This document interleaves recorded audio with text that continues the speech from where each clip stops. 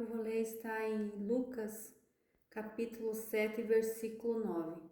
Ouvindo essas palavras, admirou-se Jesus dele e, voltando para o povo que acompanhava, disse: Afirmo que vós, que nem mesmo em Israel, achei fé como esta fé, porque a palavra de Deus fala que veio um centurião até Jesus para que Jesus mandasse, né, que curasse ele, que Jesus falasse curasse ele, mas mesmo à distância, porque ele falou: eu não sou digno, que o homem digno que você entre na minha casa, mas eu sei que você falar uma palavra, meu servo será curado, porque eu sou homem sujeito à autoridade, e se eu falo para o meu, né, fosse hoje, para o meu funcionário, vai para lá, vem para cá, ele obedece.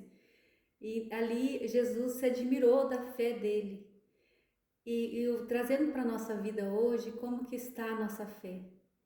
Muitas vezes se Deus fala uma promessa para nós, usa um servo dele, usa um filho dele, usa um profeta dele, para falar, dar para nós uma palavra, para fazer para nós uma promessa. Deus fala conosco na palavra, Deus usa pessoas para falar conosco, Deus usa quem se deixa ser usado por ele.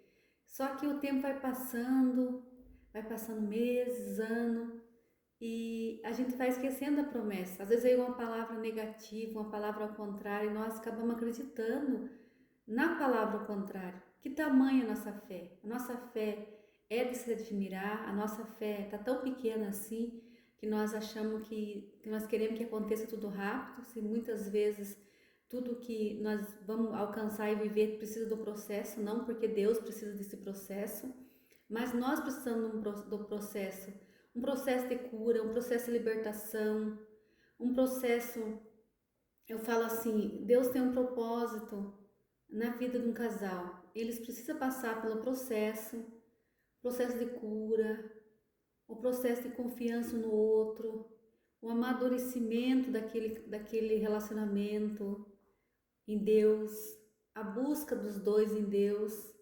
Como que vai falar de um casamento? Sabe que vai vir, nós sabemos que existe, o inimigo existe, e ele não brinca de ser mal. Ele vai querer vir com as mentiras, com a seta dele. Se aquele casal não estiver firmado na rocha, firmado em Jesus, firmado em Deus, para ajudar outros casais, pode vir os ataques contra a vida deles. Eles precisam ter esse processo de amadurecimento, de uma vida santa com Deus, de uma vida de propósito com Deus. E para chegar nesse momento, precisa das renúncias, precisa de buscar mais a Deus na palavra, em jejum e oração. Uma pessoa que tem um chamado, quantas vezes eu não enfrentei dificuldade por o meu chamado ser de terapeuta, de ajudar pessoas que passam por depressão, pessoas que estão com depressão, pessoas que estão passando com ansiedade, pessoas que... quantas pessoas que eu não atendi já, para a glória de Deus, e tiveram um bom resultado, e ali eu tive muita afronta, dentro muitas vezes da minha casa, muitas vezes de pessoas próximas. Mas você não é terapeuta, por que você não salva teu filho? Você não é terapeuta, por que você não salva, vai falando as pessoas próximas. E aí eu vejo assim que nós somos desafiados. É como a palavra de Deus fala, Jesus se admirou com a fé daquele centurião, porque o centurião sabia de Jesus, ele falou: eu sei, eu sou um sujeito de autoridade, eu sei que se eu dar uma palavra, meu servo obedece.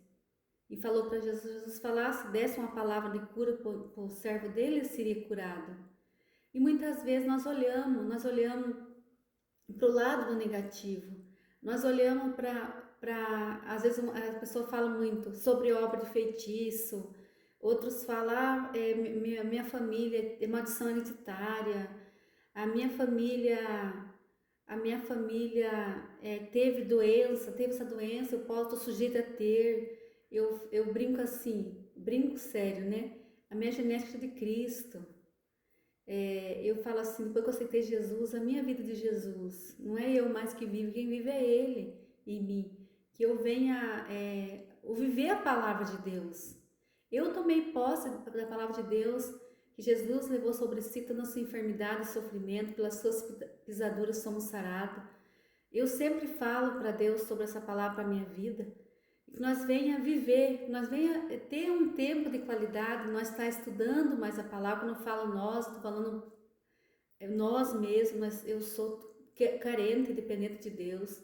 Eu preciso estar firmado na presença do Senhor, em oração, em jejum, buscando a palavra de Deus para mim ter um posicionamento diante do meu chamado, diante do que Deus me chamou.